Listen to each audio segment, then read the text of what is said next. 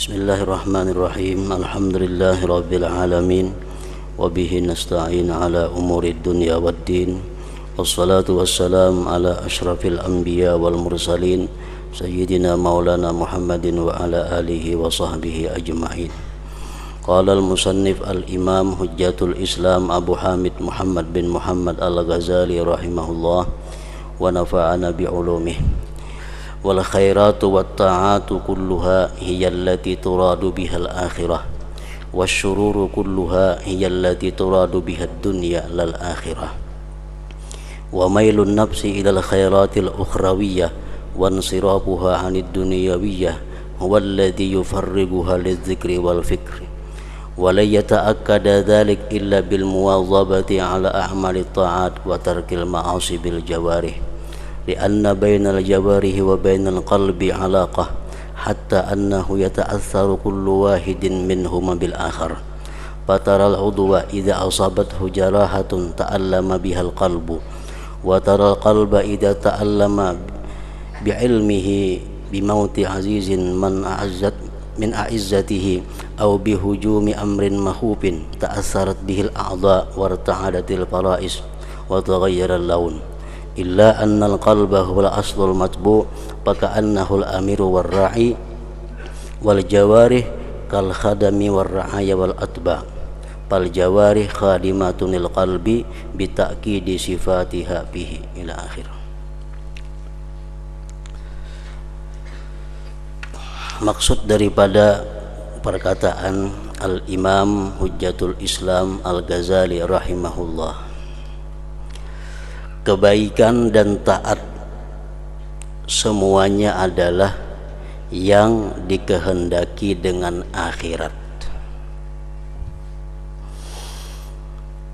Kebaikan dan taat semuanya adalah yang dikehendaki dengan akhirat. Dan semua kejelikan semuanya adalah yang dikehendaki dengan dunia, tidak akhirat.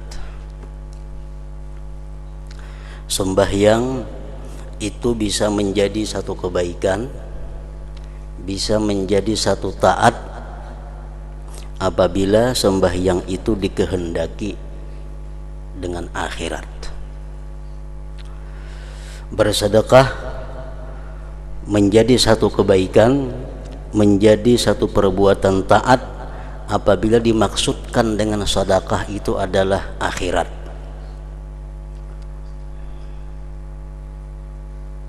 Membaca Al-Quran dan lain-lainnya itu bisa menjadi baik, bisa berubah menjadi taat apabila dikehendaki dengan akhirat. Bahkan sesuatu perbuatan yang mubah, perbuatan yang boleh, apabila dikehendaki dengannya itu yang boleh adalah akhirat, maka yang boleh tadi berubah nilainya menjadi taat. Yang dimaksudkan dengan akhirat itu adalah takut atas api neraka atau ingin masuk ke dalam surga, atau untuk mendapatkan keridhaan Allah Subhanahu wa ta'ala. Itu termasuk di dalam kalimat akhirat. Orang bersedekah dengan tujuan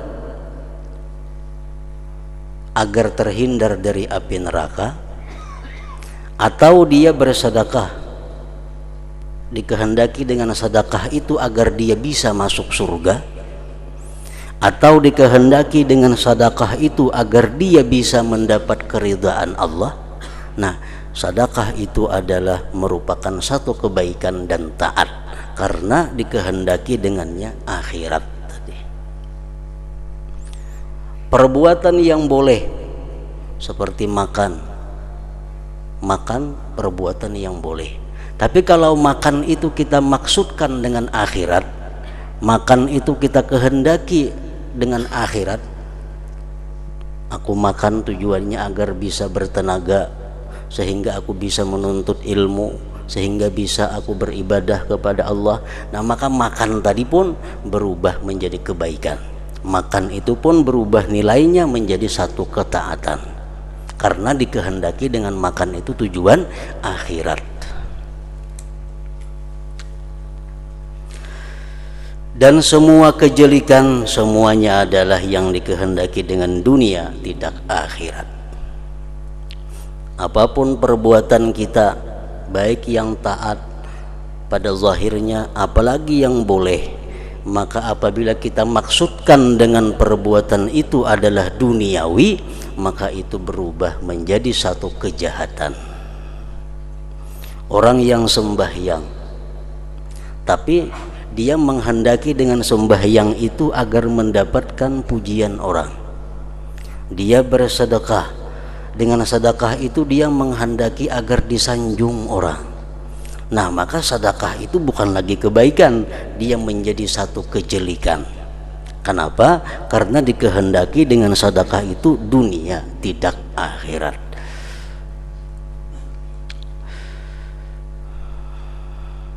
Semua kebaikan dan taat semuanya adalah yang dikehendaki dengan akhirat, dan semua kejelikan semuanya adalah yang dikehendaki dengan dunia, tidak akhirat tadi.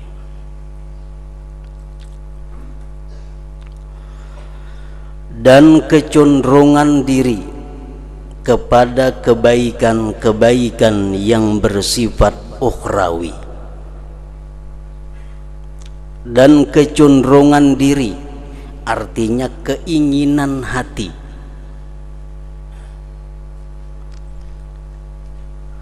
keinginan hati kepada kebaikan-kebaikan yang bersifat ukhrawi. Ingin hati sembahyang, ingin hati membaca Al-Quran, ingin hati bersedekah, ingin hati menuntut ilmu, dan berpalingnya hati dari duniawi, berpalingnya hati dari duniawi, itulah yang mengosongkan diri untuk zikir dan fikir. Kayak apa caranya supaya kita bisa berzikir? Kayak apa caranya supaya kita bisa bertafakkur? Itu dimulai dengan kehendak hati kepada yang demikian, dan mengosongkan hati dari sesuatu duniawi. Selama hati kita tidak mengingini kebaikan dan hati kita tidak berpaling kepada duniawi, maka hati kita tidak akan bisa berzikir dan berfikir. Hati kita tidak akan bisa berzikir dan tafakkur.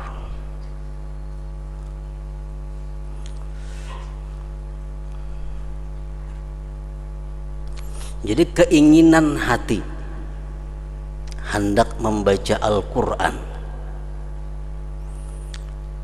hati kita ingin hendak membaca Al-Quran, itu berarti hati kita kosong dari duniawi. Jakanya hati kita ini berisi duniawi, tentunya kada ingin kepada baca Quran. Nah, hati kita ingin membaca Al-Quran, itu berarti hati kita kosong dari duniawi. Di saat hati kosong dari duniawi itulah kita bisa membaca Al-Quran, kita bisa berzikir dan tafakkur tadi.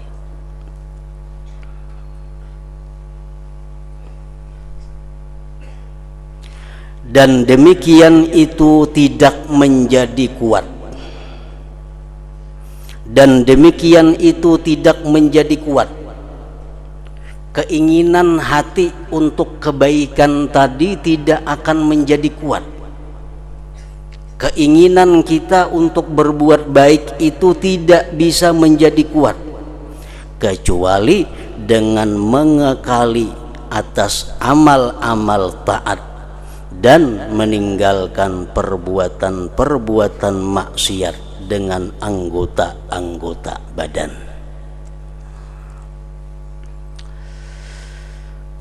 Hati kita ingin membaca Al-Quran, hati kita ingin menuntut ilmu.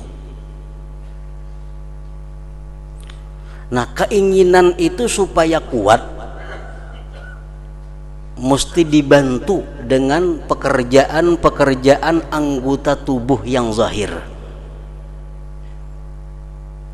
dengan menghindarkan diri daripada maksiat-maksiat anggota zahir dan melakukan ibadah-ibadah yang zahir. Kita hendak berbuat baik. Kayak apa kehendak berbuat baik ini supaya kuat? Nah, itu dibantu satu dengan meninggalkan maksiat zahir, yang kedua dengan melakukan taat yang sifatnya liwat anggota zahir. Kita ada keinginan untuk berzikir, ada keinginan untuk berzikir. Nah, supaya kuat keinginan itu, berzikirlah mulut kita, berzikirlah mulut kita, Allah Allah atau la ilaha illallah, la ilaha illallah, la ilaha illallah. Nah, kalimat la ilaha illallah yang keluar di mulut kita itu memperkuat keinginan hati yang ingin berbuat baik tadi. Apabila hati kita berkeinginan berbuat baik, hati kita ingin untuk berzikir, tapi di mulut kita ini mengata sesuatu yang sia-sia, di mulut kita ini mengata perkataan yang diharamkan Allah. Nah, itu akibatnya akan menghilangkan keinginan berbuat baik di dalam hati tadi, menghancurkan keinginan berbuat baik di dalam hati tadi.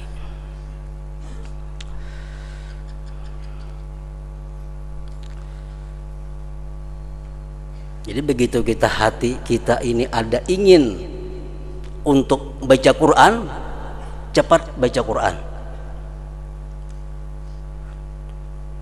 Hati kita ingin membaca salawat, lakasi mulut kita membaca salawat. Karena salawat yang keluar di mulut itu akan memperkuat kehendak hati membaca salawat tadi. Apabila hati kita ingin membaca salawat, kaina, nah keinginan itu akan hilang. Keinginan di hati itu akan hilang sedikit demi sedikit, akhirnya kada ada sama sekali. Nah, jadi itu artinya anggota tubuh kita yang zahir ini, tangan, mulut dan sebagainya, itu membantu untuk menguatkan keinginan yang ada di dalam hati kita. Karena antara anggota badan dan hati ada hubungan. Tangan ada hubungan ke hati, mulut ada hubungan ke hati, mata ada hubungan ke hati, telinga ada hubungan ke hati. Sehingga bahwasanya masing-masing terpengaruh dengan yang lain.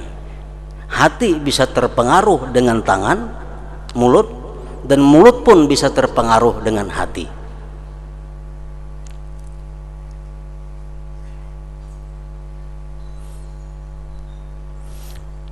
Buktinya anggota zahir ini berpengaruh kepada hati dan hati berpengaruh kepada anggota zahir. Buktinya, maka kamu dapat melihat suatu anggota badan apabila terkena luka. Kita melihat anggota badan kita, umpamanya di wajah kita, kan wajah anggota zahir ngarannya. Kita melihat di wajah kita ini timbul bisul, maka hati merasa sakit. Sakit hati kita. Padahal nang sakit tuh wajah. Wajah nang kana bisul tuh wajah. Wajah anggota zahir, tapi hati kenapa sakit? Nah, itu menunjukkan bahwa anggota zahir berhubungan dengan hati, berpengaruh kepada hati. Dan kamu melihat hati apabila merasa sakit dengan mengetahui dengan kematian salah seorang dari teman-teman dekatnya, atau dengan mendadaknya sesuatu yang menakutkan, niscaya anggota badan terpengaruh dengannya, sendi-sendi bergetar dan warna muka berubah. Kita mendengar kabar orang yang kita cintai mati.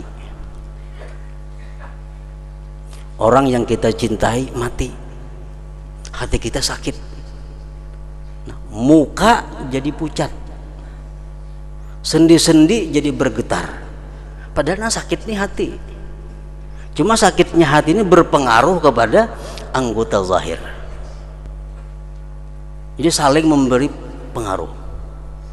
Nah, macam itu juga kalau hati kita ini ada berkeinginan baik, lalu kita laksanakan keinginan baik itu, maka pelaksanaan keinginan baik tadi akan memperkuat kehendak hati berbuat baik.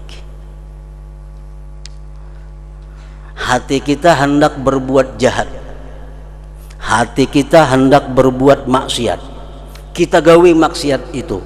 Nah, maka perbuatan maksiat itu akan menambah kuat kehendak jahat di dalam hati. Itu berhubungan antara anggota zahir dan anggota badan tadi.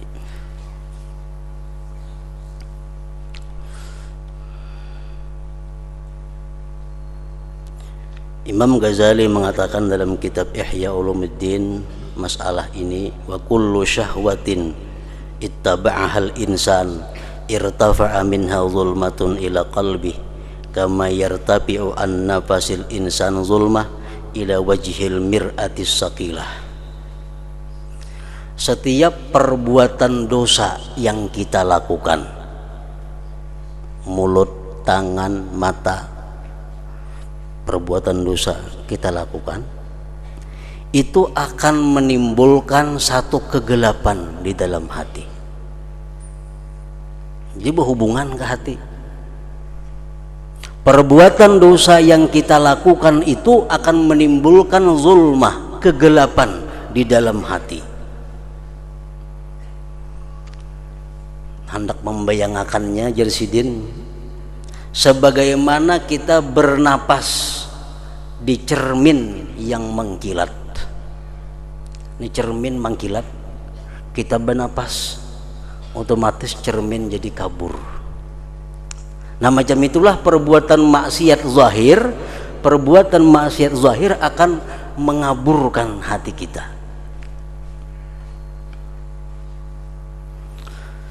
Fa in tarakamat zulmatus syahawat sara raina. Kalau maksiat zahir ini selalu diperbuat, akan bertambah-tambah kegelapan di dalam hati. Kalau kita bernapas terus di cermin nang mangkilat tadi, akhirnya muka kita kada kelihatan lagi. Bernapas terus di cermin nang mangkilat, bernapas, keluar napas, akhirnya cermin nang baik nang mencilang jadi kabur. Nah, bila sudah kalawasan nang demikian itu, maksiatnya sudah kebanyakan, nah maka itu akan berubah menjadi tab'an, menjadi tabiat. Nah, ini yang berat. Menjadi tabiat itu sudah ngalih membuanginya, sulit membersihkannya. Nah, itu pengaruh hubungan antara anggota zahir dan anggota batin hati kita. Melainkan bahwasanya hati itu adalah pokok asal yang diikuti. Hati pokok asal yang diikuti. Maka ia si hati seolah-olah amir dan pemimpin, dan anggota badan seperti pelayan, rakyat dan pengikut. Anggota badan adalah pelayan bagi hati dan penguatan sifatnya pada hati. Jadi tangan ini merupakan prajuritnya si hati, dan tangan ini pun akan memberikan penguatan kepada si hati tadi. Maka hati adalah yang dimaksud. Yang dimaksud adalah hati. Sebagaimana kita dengar dahulu firman Allah, yauma la yanfa'u malu wala banun illa man atallaha biqalbin salim. Pada hari kiamat itu harta anak tidak ada gunanya. Yang bisa berguna apa? Hanya hati yang selamat. Nah, jadi yang dimaksud itu adalah hati. Tujuan intinya adalah hati. Dan anggota badan adalah alat yang menyampaikan kepada maksud tadi. Karena itulah Rasulullah sallallahu alaihi wasallam bersabda, inna fil jasadi mudghatan idza salahat salahal sairul jasad. Sesungguhnya dalam tubuh manusia ada segumpal daging yang apabila ia baik, niscaya baik sekalian tubuhnya. Nah, maksudnya segumpal daging itu adalah hati. Dari hati yang baik keluar tingkah laku yang baik. Dari hati yang baik keluar kata-kata yang baik. Orang yang berkata-kata kasar, berkata-kata yang kada pantas, itu menunjukkan keadaan hatinya, menunjukkan keadaan isi hatinya. Karena kalau hatinya itu baik, kada akan mungkin kalimat keluar kecuali baik.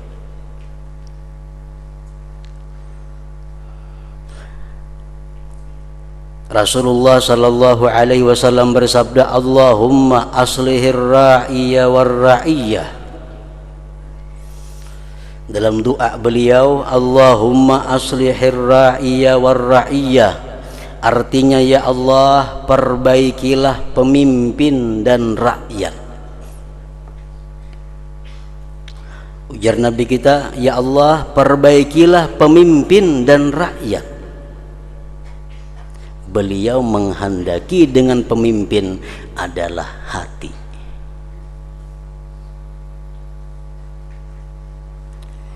Jadi artinya Allahumma aslihir ra'iyya war ra'iyah, Allahumma aslihil batina wal zahir.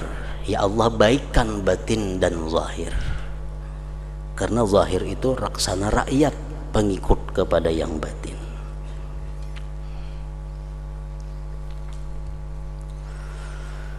Allah Ta'ala berfirman, la yanalallaha luhumuha wala dima'uha walakin yanaluhu taqwa minkum.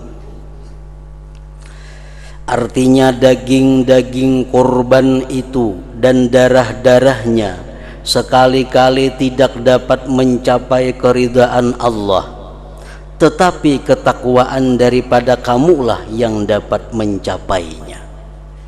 Takwa adalah sifat hati. Kita berkorban, nyembelih sapi, darahnya mengalir, dagingnya kita bagi-bagi, sampailah darah dagingnya itu kepada Allah, kada sampai. Nang sampai kepada Allah apa? Takwanya itu. Kita berkorban itu tujuannya apa? Kita berkorban itu menjunjung perintah Allah. Takwa artinya. Dan itu sifat hati. Takwa sifat hati. Jadi yang sampai kepada Allah bukan daging korbannya, bukan darahnya, kulitnya. Yang sampai kepada Allah hanya sifat hati, ketakwaannya. Niat kita berkorban itulah yang sampai kepada Allah. Orang yang bukan Islam ini bisa menyembelih sapi, dibagiakannya daging-dagingnya kepada orang-orang miskin, kan tidak ada harganya. Nah, sama orang kita, kalau orang kita menyembelih kurban tapi bukan karena Allah, bukan karena takwa, sama orang kafir nyembelih kambing, dibagi-baginya dagingnya. Yang sampai kepada Allah itu hanya niatnya. Niatnya menjunjung perintah Allah, yaitu takwa. Takwa adalah sifat hati.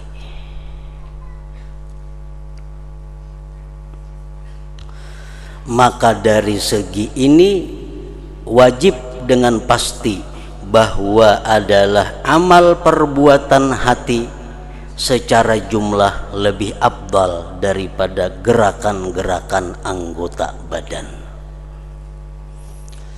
Di Madinah ada orang muslim mukmin, ada orang munafik. Orang munafik sembahyang ke masjid, Jumat ke masjid.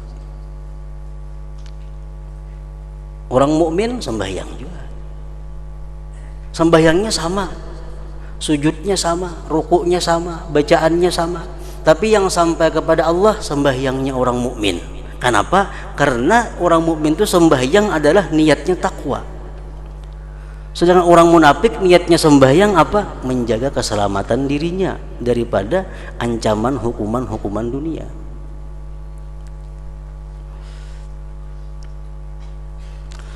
Kemudian wajib bahwa niat itu daripada keseluruhannya lebih afdal, karena niat adalah ibarat dari kecenderungan hati kepada kebaikan dan kehendaknya kepada kebaikan itu.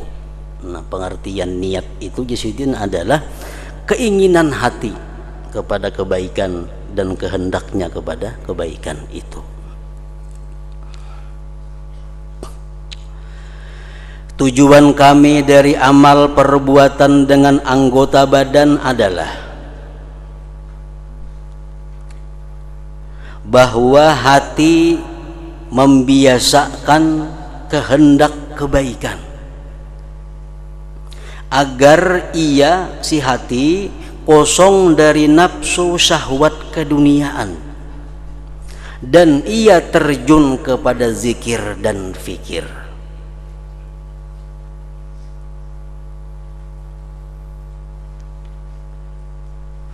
Maka dengan pasti hati lebih baik dengan dikaitkan kepada tujuan, karena ia bertempat dari diri maksud. Yang dimaksud itu apa? Yang dimaksud itu hati kita bisa berzikir dan tafakur. Yang dimaksud hati kita bisa berzikir dan tafakur, itu maksudnya. Agar hati kita bisa berzikir dan tafakur, itu mesti ada kehendak untuk itu, mesti ada keinginan untuk itu. Nah, keinginan ini akan kuat bila dibantu oleh anggota tubuh zahir, akan kuat bila dibantu tubuh zahir. Maka dengan pasti hati lebih baik dengan dikaitkan kepada tujuan, karena ia bertempat dari diri maksud. Yang dimaksud ini kan hati.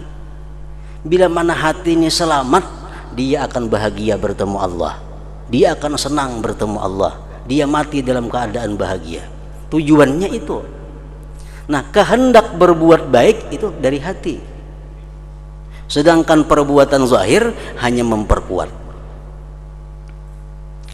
Dan ini sebagaimana perut apabila merasa sakit, maka kadang-kadang ia diobati dengan diletakkan ulisan atas dada, dikasai, dan diobati dengan minuman dan obat yang sampai ke perut. Maka minuman itu lebih baik daripada mengulis dada, karena mengulis dada itu juga yang dikehendaki adalah menjalarnya pengaruh dari dada sampai ke perut.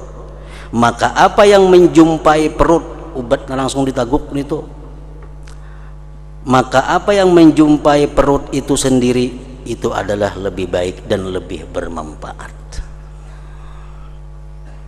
Jadi semuaan, baik niat, baik anggota tubuh zahir, baik amal anggota tubuh zahir, yang dimaksud itu adalah keselamatan hati. Niat tujuannya apa? Supaya hati selamat. Anggota tubuh yang zahir beribadat tujuannya supaya hati selamat, karena hati selamat ini modal untuk akhirat. Nah, niat langsung ke hati, sedangkan anggota tubuh zahir melalui proses hanya sampai ke dalam hati melalui perantara.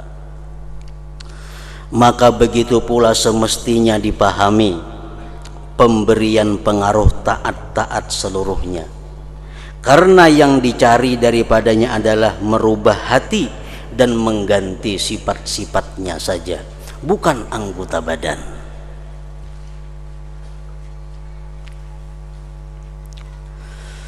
Maka janganlah kamu menyangka bahwa pada meletakkan dahi di atas bumi ada maksud dari segi bahwa itu mengumpulkan antara dahi dan bumi.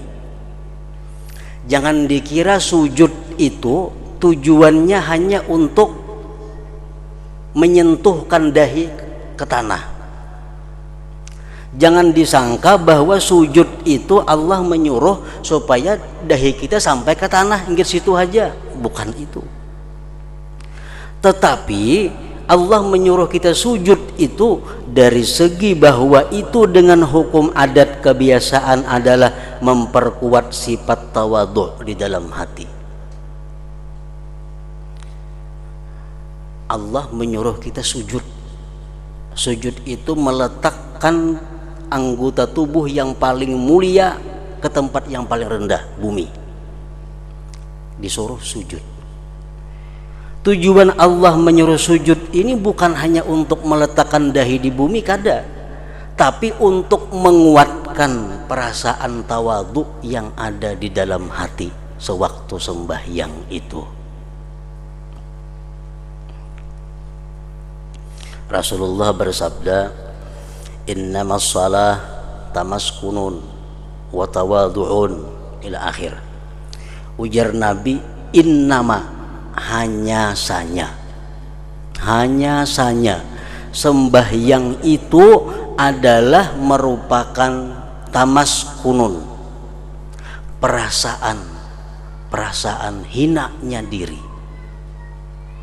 Wa tawadhu'un, dan sembahyang itu merupakan penampakan daripada rendahnya diri.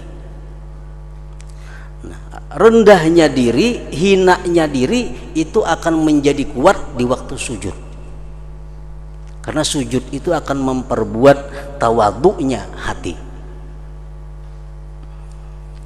Kalau kita merasakan sembahyang itu bahwa kita adalah sangat hina,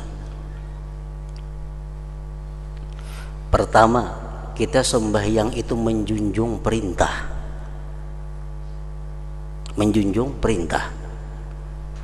Di situ kita sudah hina. Kenapa? Karena kita orang yang diperintah. Orang yang diperintah itu pasti hina, makanya diperintah. Jadi sembahyang itu sebenarnya dari awal sampai akhir adalah menunjukkan betapa hinanya, rendahnya kita. Kita sembahyang menjunjung perintah Allah, berarti kita alangkah hinanya, kita diperintah. Nah, yang kedua, dalam sembahyang kita diatur gerak-gerik kada boleh lain pada itu. Nah, bertambah hina lagi kita. Dalam sembahyang kita kada boleh membaca sembarang apa yang dibaca selain yang diatur. Dalam sembahyang kita kada boleh memandang kepada apapun selain memandang kepada yang diatur. Nah, jadi sembahyang itu artinya apa? Diri kita sangat hina.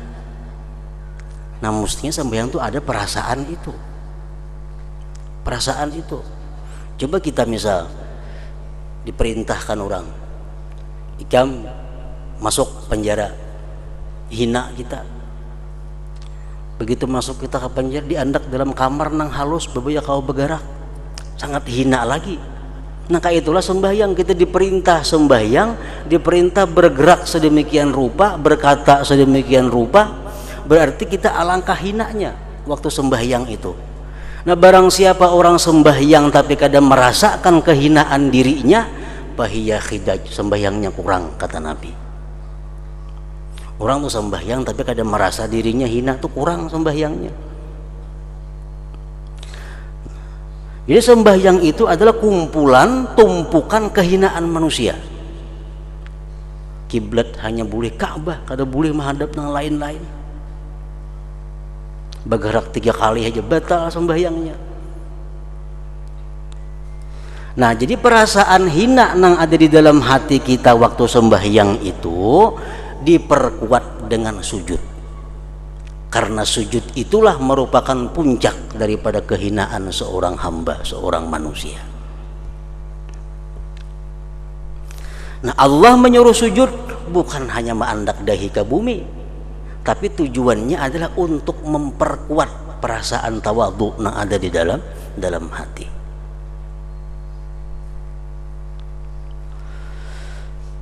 Sesungguhnya barang siapa mendapatkan pada dirinya sifat tawadhu, maka apabila ia merasa tenang dengan anggota badannya dan menggambarkannya dengan bentuk tawadhu, niscaya semakin kuat tawadhunya. Semakin kuat tawadhunya. Contohnya lagi, dan barang siapa mendapatkan pada hatinya balas kasihan kepada anak yatim. Dalam hati kita, di hadapan kita ada anak yatim piatu atau anak yatim biasa. Kalau kita kasihan dengan anak yatim itu, hati kita ini maras lawan anak yatim itu. Lalu apabila ia mengusap kepala anak yatim, dipusutnya kepala anak yatim tadi, maka semakin kuat balas kasihan dalam hatinya. Kita ini kasihan dulu anak yatim, kita pusut kepalanya. Nah, gerakan kita memusut kepala ini memperkuat rasa kasihan dalam hati. Karena perbuatan zahir mendukung apa yang di dalam hati. Karena ini amal perbuatan tanpa niat itu tidak memberi faedah sama sekali. Karena barang siapa mengusap kepala anak yatim sedang ia lalai atau menyangka bahwa ia mengusap pakaian, maka tidak tersebar dari anggota badannya bekas kepada hatinya untuk menguatkan balas kasihan. Amunnya itu mengusap kepala anak yatim, tapi hatinya kemanakah kada ke situ? Atau perasaannya yang diusapnya ini kupiah. Nah, itu kada akan memberi bekas kepada menguatkan rasa kasihan dalam hati. Dan begitu pula barang siapa bersujud dengan lalai, sedang ia disibukkan dengan cita-citanya dengan benda dunia, maka tidak tersebar dari dahinya dan peletakannya di atas bumi pengaruh kepada hatinya yang membuat semakin kuat sifat tawadhu'nya. Nyata sujud, tapi rahatan sujud itu hatinya kemanakah? Nah, sujudnya itu kadang akan berpengaruh untuk memperkuat tawadhu dalam hatinya.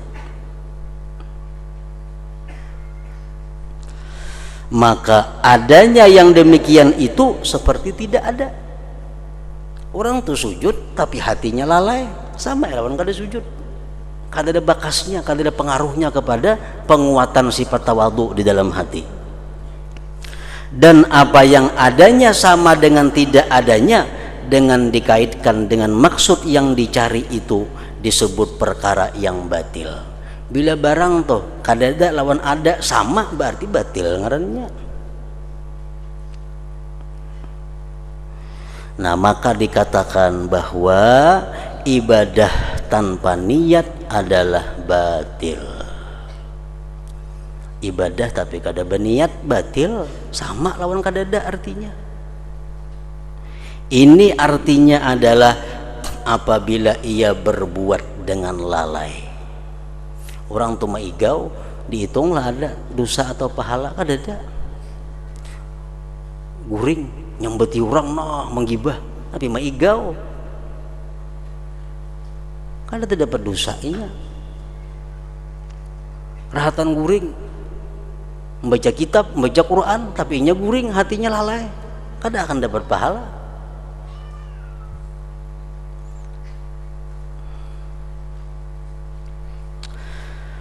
Lalu apabila ia maksudkan dengan perbuatan itu riya atau mengagungkan orang lain, Inya nih sujud lalai, itu 0 sama lawan kada sujud. Ini sujud cuma ria. Nah, sujud cuma ria, maka tidaklah adanya itu seperti tidak adanya, bahkan ia menambah kejelikan padanya. Jadi ada 3 jenis sujud. Satu, sujud yang hadir hatinya, itu menambah sifat tawadhu dalam hatinya. Ada sujud nang lalai, 0 sama lawan kada sujud. Ada orang sujud cuma ria, itu akan menambah kejelikan dalam hatinya, karena ia tidak menguatkan sifat yang dituntut penguatannya, bahkan ia menguatkan sifat yang dituntut mencegahnya, yaitu sifat ria, di mana ia adalah dari kecenderungan kepada dunia. Maka inilah segi adanya niat itu lebih baik daripada amal perbuatan. Dan dengan inilah pula diketahui arti sabda Rasulullah sallallahu alaihi wasallam, man hamma bihasanatin falam ya'malha kutibat lahu hasanah. Artinya barang siapa mencita-cita dengan suatu kebaikan lalu ia tidak mengerjakannya, niscaya ditulis baginya satu kebaikan. Kenapa ditulis? Karena cita-cita hati adalah kecenderungan kepada kebaikan. Hati kita nih ingin berbuat baik itu sudah pahala, walaupun belum sempat terlaksana. Karena cita-cita hati adalah kecenderungan kepada kebaikan dan berpaling dari hawa nafsu dan cinta dunia. Dan itulah adalah puncak kebaikan. Dan hanya saja penyempurnaan dengan amal perbuatan itu menambah kebaikan semakin kuat. Maka tidaklah dimaksudkan dengan mengalirkan darah binatang kurban adalah darah dan daging, bukan itu yang dimaksud, tetapi kecenderungan hati meninggalkan cinta dunia dan mengorbankannya karena mengutamakan keridaan Allah Ta'ala. Ini tuh berkurban tadi bukan karena dagingnya, darahnya, tapi yang dinilai Tuhan adalah dia meninggalkan cinta dunia, mengeluarkan duit untuk dibelanjakan sapi, mengutamakan keridaan Allah Subhanahu wa Ta'ala. Dan sifat ini berhasil ketika kuatnya niat dan himmah, walaupun halangan menghalangi amal perbuatan. Kalau niatnya sudah ada, himmah keinginannya sudah ada, walaupun ada yang menghalangi, tetap dicatat sebagai satu perbuatan kebaikan. Maka firman Allah Ta'ala, la yanalallahu luhumuha wala dima'uha walakin yanaluhu taqwa minkum, artinya daging-daging dan darah-darah kurban sekali-kali tidak sampai kepada keridaan Allah, tinggal tidak sampai kepada keridaan Allah, tetapi ketakwaan dari kamulah yang dapat mencapainya. Takwa di sini maksudnya adalah sifat hati. Dan karena itulah Rasulullah sallallahu alaihi wasallam bersabda, inna qauman bil Madinah qad syarakuna fi jihadina. Rasulullah berangkat peperangan. Begitu sampai di tempat perang, beliau bersabda, ujar Nabi kita, ada kawan-kawan kita yang tinggal di Madinah tapi dia dapat pahala seperti kita. Sesungguhnya suatu kaum di Madinah telah bersekutu dengan kita pada jihad kita, sebagaimana telah dahulu disebutkannya, karena hati mereka dalam kebenaran kehendak kebaikan, mengorbankan harta dan jiwa, keinginan dalam mati, dalam mencari mati syahid dan meninggikan kalimat Allah Ta'ala. Itu seperti hati orang-orang yang keluar pada jihad. Hanya saja mereka berbeda dengan mereka yang keluar dengan badan karena halangan-halangan tertentu, dengan sebab-sebab yang keluar dari hati. Dan demikian itu tidak dicari kecuali untuk menguatkan sifat-sifat ini, sifat-sifat hati tadi. Dan dengan makna-makna inilah dapat dipahami semua hadis yang telah kami sebutkan pada keutamaan niat.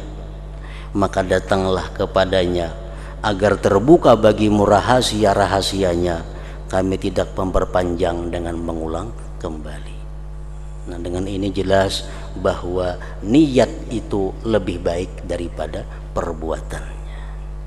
Kita berniat anak membaca surah Waqiah, sudah berpahala. Baca surah Waqiah, namun tentu berpahala. Bacaannya tahalang tabujur, niat itu nang berpahala. Kenapa berpahala? Karena berkehendak kepada kebaikan, berkehendak kepada kebaikan.